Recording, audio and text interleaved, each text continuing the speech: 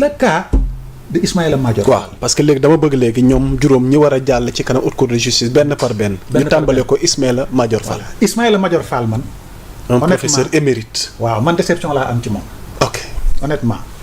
pourquoi. ñun ñëpp dañ ko faaw na à l'université dañ ñëpp xale yëpp ko faaw. ndeysaan. mais man xaw ma Ismaïla daal qu'est-ce qu'il a changé mais xam nga le pouvoir dafa gaaw surtout si tu n'es pas un politicien. nekk un simple fonctionnaire ñu jël la conférer la des pouvoirs administratifs surtout dans nos cieux le pouvoir administratif daf lay corrompre la clientèle politique daf lay corrompre su supérieur bi nekk sa kaw sa ministre bi nekk sa kaw su président bi nekk ci kaw daf lay corrompre parce que il peut arriver que mu sant la une décision boo xam ne doo mën a bañ parce que moom moo jël lenn ci pouvoir am jox la ko Ismaïla Madior Fall quelles que soient les conditions warutoon a wax ne jox nañ ma en tant que ministre de la justice du yow de ministre de la justice du yow de du man du Ablaye Mbow ministre de la justice quelqu'un qui gère ministre de la justice garde des sceaux c'est lui qui garde les symboles de la République pour tout ce qui est justice droit et devoir moom moo ko téye moo tax ñuy wax garde des sceaux yow nga nangu nit ñëw dugg sa bureau jox la 50 millions ci saase nga ko waroon ne ko toogal mu toog nga woo gendarme bi nekk fee ne ko tentative de corruption la tu appelles un huissier mu def constat bi ñu defee rek ko ci saase mais amul refusé diplomatiquement refusé systématiquement yooyu yëpp am Ismaïla loolu moo ko daaneel te vraiment muy déception ci ñun ñëpp xaw ma nag ok ñeneen ñi Mansour Faye moom je pense que waaw je pense que arrogance am moo ko rattrapé Mansour waaw arrogance am moo ko rattrapé Mansour demoon na bay tëkku nit ñi soo ne tiit ma plainte la nappoon nañu waxoon nañu ko ñun taskatu xibaar yi Mansour waaw man Mansour je me souviens de lui dem na ba benn instant moom administration bi mu nekk ak man administration bi ma nekk mu ne ñun administration bi ñu nekk nañ ko jël taf ko ci bosam nous avons refusé heureusement décision bi yéeg ba ci Macky Sall moo bañ dund ngeen loolu oui ah bon il a voulu phagocyter la direction générale de l'action sociale pour yóbbu ko développement communautaire on a refusé heureusement Macky Sall mi ko yëgee dafa bañ le gars il est devenu très puissant malheureusement le pouvoir dafa am benn lambris bu ci nekk les lambris du pouvoir dafa am benn mirage bu nekk ci pouvoir gis nga fournisseurs yi ñëw di la yenni mooy bu ñu la namee nomination bi bees ñi ñuy wax naan dañuy yenni gan ñooñu bu ñuy ñëw nga leen di gis pour la première fois dafa mel na yàlla day def ci ñoom benn leer da nga leen di gis rek mu mel ne yàlla dafa def ñoom benn leer bu ñu lay nuyoo malet lañ lay nuyoo 100 millions 200 millions 300 millions gis nga bés boo ko xasee jël ba téye ko yàqu nga moomatoo sa bopp am na ministre yu bari yoo xam ne seen téléphone ku dut fournisseur leneen ak leneen nekkoo ci te da ngay dem ba yow sa environnement ñooñu ñoo lay wër tout va tourner autour de l'argent et des marchés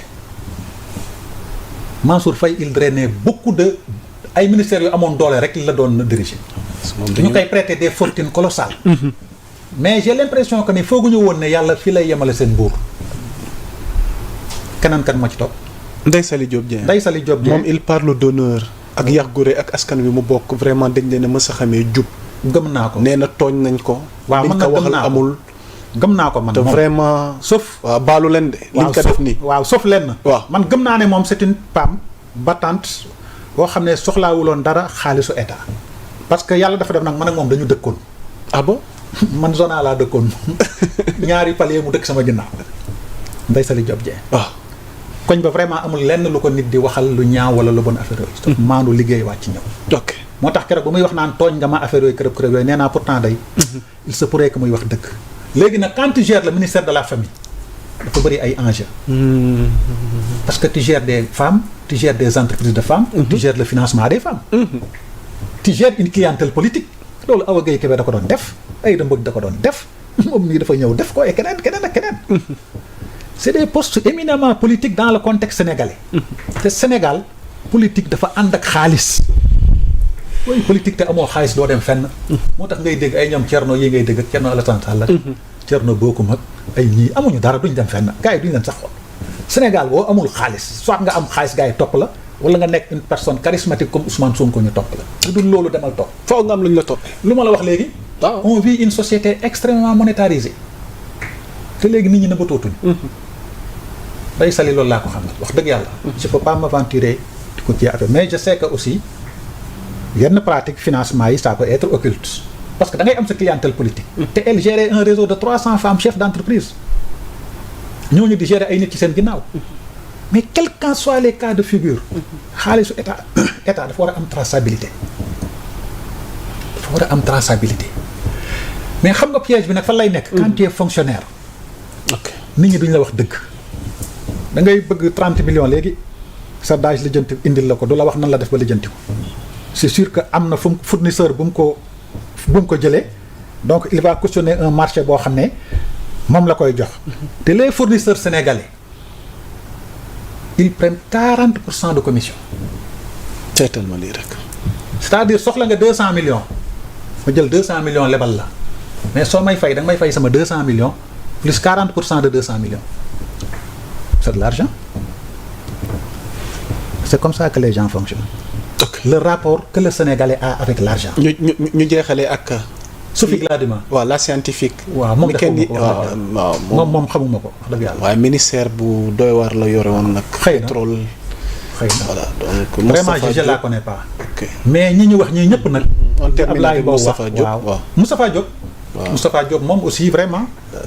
li ma ko mës a déggal daal mooy ay vérificateurs ñëw nañ bureau mu dàq leen. vérificateur.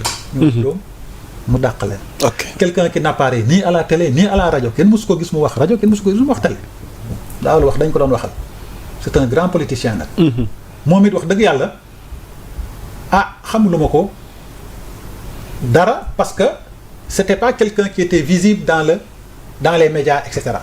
Moustapha Diop amul mosoo ko gis émission télé bu mu wax wala émission rajo ay affaire yooyu amul moom kay dañ ko doon waxal. donc moom aussi mënuma aventurer Sophie Gladima moom xamuma ko. mais quelles qu'en soient les conditions. voilà Ablaye moo wax na ko léegi. seen nguur la woon seen rapport la woon.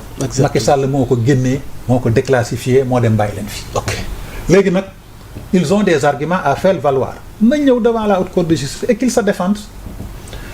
xam man pourquoi je comprends le Sénégal. et les Sénégalais. France moo tax. pourquoi. quand je veux comprendre les Sénégalais. su ma demee France je comprends comment fonctionnent les gens. la France a une administration rigide. amul fooy jaar pour jël dërëm boo moomu. François Fillon dañ ko taqal emploi fictif. Jacques Chirac. emploi fictif. te bu ñu la waxee emploi fictif c'est pas comme ici de. France emploi fictif dañ naan la ki nga jël ci organigramme bi nekku fa. wala poste bi da nga ko doubler wala da nga ko tripler alors c'est sans effet loolu moo fay emploi fictif de bokkut ak fii li ñuy wax fii da ngay jël 200 personnes ñuy signé di fayu te doo leen gis donc xam nga. donc Sénégal la promotion du règne de l'argent. moo tax même suñu dignitaires yi da ngay gis dañuy sàcc xaalisu askan wi ñëw di leen ko delloo ñu leen di tàccu. impunité totale. li ma lay wax léegi le cas de la France une administration rigide en Suisse du kenn de vérifier say revenus c'est un simple directeur des domaines képp ku fay fonctionnaire xam nga li ngay am. par an dërëm bu fa dugg ëllëg le lendemain mu woo la. transparence j'ai vu que dërëm bii dugg na fi foo ko jëlee. nga leeral. nga leeral. ok France mënoo employer sa doom mënoo jël dërëm boo xam ne binduñu ko dans une nomenclature mënut a nekk. Sarkozy toppee wuñ ko lenn lu may campagne bi nga def du xaalisu France dëgg la. mais kenn ku nekk étranger Libye moo financé sa campagne moo tax ñu takkal ko place la.